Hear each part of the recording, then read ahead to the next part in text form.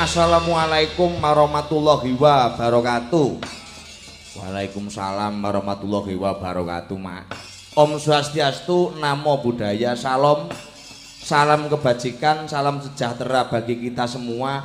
Rahayu, rahayu, rahayu. Salam budaya lestari, Mak. Anakku, Nduk, kepiye, Mak? Sawetara aku karo kowe kudu metu pakeliran utawa pagelaran wayang dindek sedila. Seneng-seneng guyon maton sawetara mumpung ketemu kelawan marga masyarakat desa Majasari, Nduk. Iya, Mak. Iki minangkane pamundhutane panitia sing ngresake kudu ana limbukan. Yen cara gagrag wayangan Banyumasan kuwi ora nganggo limbukan. Anane togok karo sarawitak. Yen bapak nganggone sabar kelawan subur. Ning gandeng iki panyuwunan kepiye-piye kudu disembadani, kudu dipinangkani. Ya, Mak. Sedurunge aku karo kowe matur kang maneka warna, matur kang kathah.